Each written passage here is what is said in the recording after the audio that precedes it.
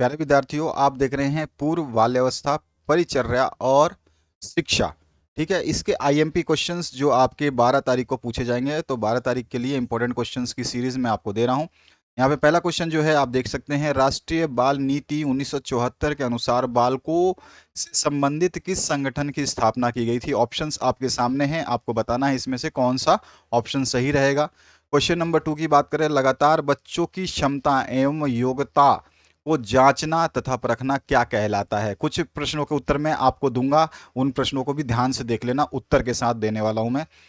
तीसरा क्वेश्चन है, सीखना व्यवहार में उत्तरोत्तर सामंजस्य की प्रक्रिया है। सीखने की यह परिभाषा किसने दी है, ये आपको बताना है। आपका 801 जो 2022 में अभी हुआ है 7 तारीख को, इसका हमने सॉल्यूशन कर दिया है। और जो 9 तारीख को आपका 802 हुआ है इस 2022 में, ये आपका सॉल्यूशन बन रहा है। और इसी तरह से आपका जो 12 तारीख को होगा 803, उसका सॉल्यूशन भी हम आपको प्रोवाइड कर देंगे। तो आप बने रहिए चैनल के साथ में। पीडीएफ जो है आप भेज रहे हैं और आप लोगों का पीडीएफ भेजा गया, उसका सॉल्यूशन बनाया जा रहा है। तो इसके बाद में आपका थर्ड क्वेश्चन हो गया। थर्ड क्वेश्चन के बाद में आ जाइए फोर्थ क्वेश्चन पे। जीन पियाजे के अनुसार कौन सी अवस्था जन्म से 2 वर्ष तक रहती है। ऑप्शंस आपके सामने हैं। इसके बाद में आपका पांचवा क्वेश्चन है, ईसीसी के अंतर्गत किस आयु वर्ग के बालकों को सम्मिलित किया जाता है। इसका आंसर आपको नीचे मिल जाएगा।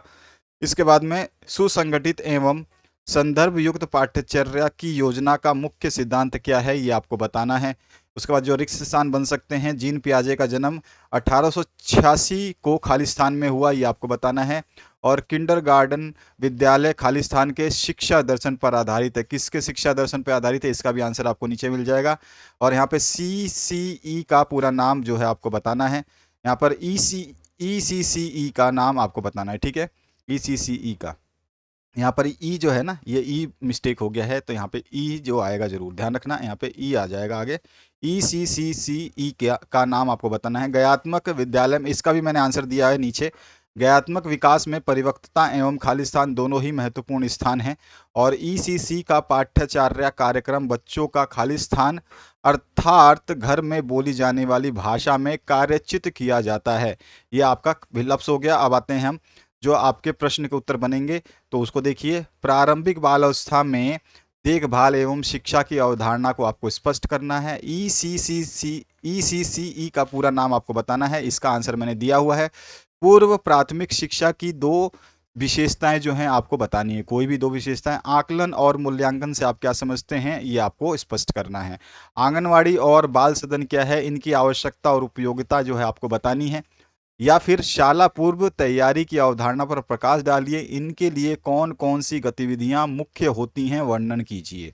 इसके अलावा पांचवा क्वेश्चन है, स्वाभाविक अवलोकन से आप क्या समझते हैं, स्पष्ट करना है। या फिर सीखने के मापदंड के रूप में सीखने के नियमों का आपको वर्णन करना है। घर और शाला के बीच किस प्रकार जुड़ाव सुनिश्चित किया जा सकता है, स्पष्ट करना है आपको। अथवा में बच्चों के, यहाँ पे की कर लेना, ठीक है। बच्चों की प्रगति के अवलोकन में किस प्रकार की सूचनाएं निहित होती हैं, इसके वर्णन करने हैं आपको। पूर्व प्राथमिक शिक्षा में शिक्षक की भूमिका क्या है, ये आपको समझाना है। विकास की दृष्टि से उपयुक्त एवं समावेशी कक्षा प्रबंध आप किस प्रकार करेंगे, ये समझाना है आपको। मूल्यांकन की परिभाषा लिखते हुए मूल्यांकन के उद्देश्यों का वर्णन करना है। प्रारंभिक बाल्य अवस्था में सीखने एवं विकास के शारीरिक मापदंड के रूप में बालकों के शारीरिक विकास और इससे प्रभावित करने वाले कारकों को जो है आपको स्पष्ट करना है। जैसे मैंने बताया, ECC का पूरा नाम पूछा जाएगा तो early child care and education होता है, हिंदी में बोलते हैं बाल्यावस्था पूर्व देखभाल एवं शिक्षा, ठीक है। इसके बाद है ECC प्रारंभिक बचपन का प्रभाव एवं आवश्यकताएं बताइए।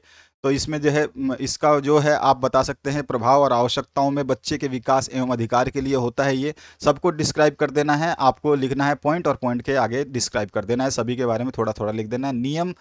नियमित स्कूल जाना एवं पढ़ाई छोड़ने की प्रवृत्ति को कम करने हेतु, ठीक है। स्कूल में लड़कियों का नामांकन के लिए, अधिक नामांकन के लिए, और उसके अलावा जो वयस्क होने पर बेहतरीन जीवन के लिए भी इसकी आवश्यकता है। और बच्चे के अस्तित्व, विकास, सुरक्षा एवं सहभागिता के लिए भी आवश्यक है। इसके बाद में 11वां जो क्वेश्चन है, पूर्व प्राथमिक शिक्षा ECC के उद्देश्य क्या होते हैं, तो उद्देश्य 5 हैं। बच्चों के समग्र विकास को जो है बढ़ावा देता है, औपचारिक स्कूली शिक्षा के लिए बच्चों को तैयार करता है और सीखने के लिए प्रेरणा देता है, प्राथमिक स्कूलों में अपव्यय और ठहराव को कम करता है और माता पिता और बच्चे की बातचीत में सुधार में वृद्धि करता है। ठीक है, तो ये सारे के सारे सोल्यूशन होगा। इसके जो है डिस्क्रिप्शन आपको दे देने हैं, थोड़े थोड़े इनके बारे में लिख देना है। इसके बाद में 12वां क्वेश्चन बनता है आपका, प्रारंभिक बचपन में शिक्षा की प्रकृति एवं विशेषताओं की व्याख्या कीजिए। तो यहाँ पर जो है देखिए, प्रारंभिक बचपन एवं पूर्व शिक्षा विद्यालय से प्राप्त होती है और प्रमुख रूप से पूर्व प्राथमिक विद्यालय निम्न प्रकार के होते हैं। एक किंडरगार्टन विद्यालय होता है, इसके बारे में आपको जानना जरूरी है, जो कि न्यूनतम 4 वर्ष के आयु के लिए होता है। नर्सरी स्कूल होता है 2 से 4 वर्ष के लिए और मॉन्टेसरी स्कूल होता है 2 से 6 वर्ष की आयु के लिए। इसके बाद में बाल विकास के चरण की अवधारणा को स्पष्ट करना है। तो इसमें जो चरण होता है, जन्म से 1 वर्ष तक विकास के चरण में जो है पहला आता है आपका आयु से 1 महीने तक, ठीक है, और आयु से 3 महीना, और फिर आपका तीसरा जो है आयु 6 महीना और आयु 9 महीना, और पांचवा होता है आयु 1 वर्ष। ये 5 डिवीजन जो है इसके अंदर आते हैं बाल विकास के चरण। ठीक है, इसके बाद में दूसरा जो होता है, ये तो जन्म से लेकर 1 वर्ष तक की बात हुई है। 1 वर्ष से 2 वर्ष तक के विकास के चरण जो हमेशा लिखे गए हैं, देखिए कौन सा चरण है, ये आपका 1 वर्ष तक के विकास के चरण, और फिर 1 से 2 वर्ष के विकास के चरण में शारीरिक विकास आ जाएगा, भाषा का विकास आ जाएगा, सामाजिक विकास आ जाएगा, और 2 से 3 वर्ष के विकास के चरणों में एक शारीरिक विकास आ जाएगा, एक भाषा विकास आ जाएगा, एक सामाजिक विकास आ जाएगा। ठीक है, इसके बाद में विद्यालयों में प्रारंभिक अधिगम की चुनौतियों का वर्णन जो है आपको करना है। ठीक है, इसके बाद आ जाइए नेक्स्ट क्वेश्चन पे। इसका आंसर देख लेते हैं, विद्यालय में प्रारंभिक अधिगम की चुनौतियों का वर्णन कीजिए। तो इसमें जो है कौन कौन सी चुनौतियां हो सकती हैं?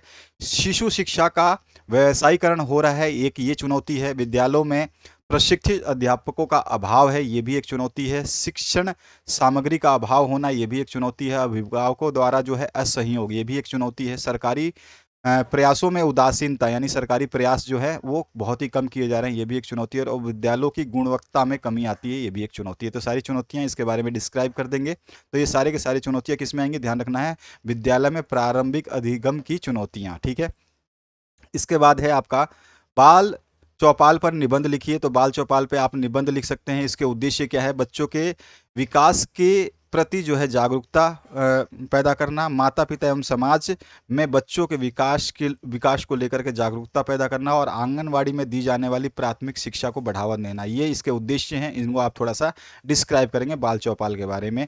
इसके बाद में आपसे नेक्स्ट जो क्वेश्चन पूछा जा रहा है, इसमें है प्रारंभिक वर्ष में साक्षरता एवं अंक ज्ञान के चरण जो है। तो साक्षरता ज्ञान के चरण जो है इसमें 4 हो जाएंगे। प्रथम अवस्था में लिखने की तैयारी, द्वितीय अवस्था में अक्षर रचना, तृतीय अवस्था में शब्द एवं वाक्य रचना, और चतुर्थ अवस्था में अभ्यास एवं आदर्श लेखन। अंक ज्ञान की बात करें तो अंक ज्ञान में प्रथम में होता है आपका देखना या सुनना, और द्वितीय में होता है दोहराना, तृतीय में होता है आपका नकल करके लिखना, और चतुर्थ में होता है अंक रचना।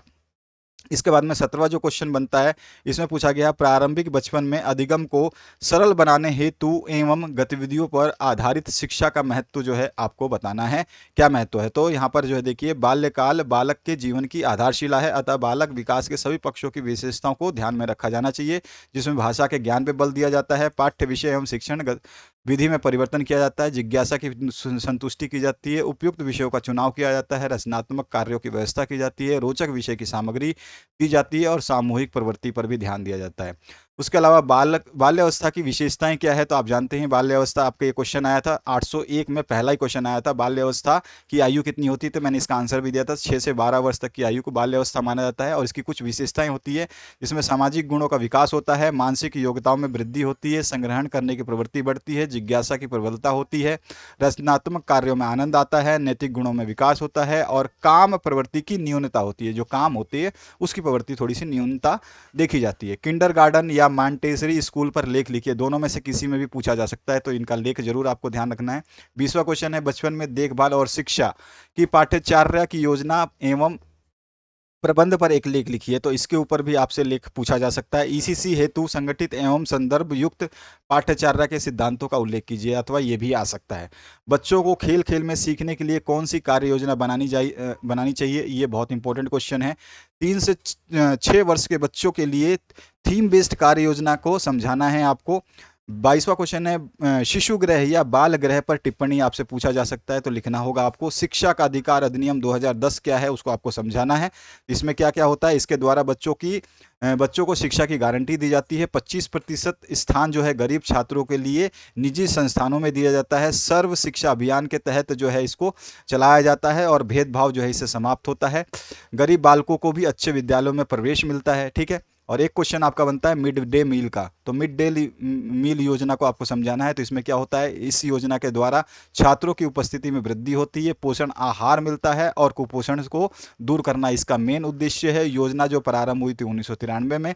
इसके अलावा जो 24वां क्वेश्चन बनता है, पियाजे का संज्ञात्मक विकास की अवधारणा को स्पष्ट कीजिए। और 25वां क्वेश्चन बनता है समावेशी शिक्षा के लाभ, समस्याएं व महत्व तथा आवश्यकताओं को समझाइए। तो इसमें से कुछ भी पूछ सकता है, समावेशी शिक्षा के लाभ पूछ सकता है, समस्याएं पूछ सकता है, इसके महत्व पूछ सकता है, इसकी आवश्यकताएं पूछ सकता है। तो ये चारों चीजें आपको ढंग से कर लेना है। सामाजिकरण से आप क्या समझते हैं? सामाजिकरण एक प्रक्रिया है जिसके द्वारा एक व्यक्ति सामाजिक प्राणी बनता है। इसमें व्यक्ति सामाजिक परंपराओं, मान्यताओं तथा आदर्शों के अनुरूप जो है वो बनता है, ठीक है। ये सामाजिकरण है। इसके अलावा सामाजिकरण की प्रक्रिया एवं उसके कारक को स्पष्ट करना है। तो का जो प्रक्रिया है वो बालक को सामाजिक बनाने के लिए यूज होता है। और इसके विभिन्न कारक कौन कौन से हैं? इसमें पहला कारक जो है पालन पोषण है, दूसरा कारक है सहानुभूति, तीसरा है सहकारिता, चौथा है निर्देश, पांचवा है आत्मीकरण, छठा है अनुकरण, सातवां है सामाजिक शिक्षण और आठवां है पुरस्कार एवं दंड। इस इनको आप डिस्क्राइब कर देंगे। 28वां क्वेश्चन जो बनता है आपका, बालक का सामाजिकरण करने वाले तत्व कौन से स्पष्ट करने हैं। तो इसमें सामाजिकरण बालक का जो करता है वो परिवार आता है सबसे पहले, दूसरा पड़ोस है, तीसरा स्कूल है, चौथा आपका खेल कूद है, पांचवा जाति है, छठा स्काउटिंग है, सातवां समुदाय एवं समाज है और धर्म है आठवां आपका, ठीक है। इस तरह से आपका 29वां जो प्रश्न है, श्यामपट्ट शिक्षक का एक अच्छा मित्र है, इसको स्पष्ट करना है। तो इसको भी आप अच्छे तरीके से समझा सकते हैं।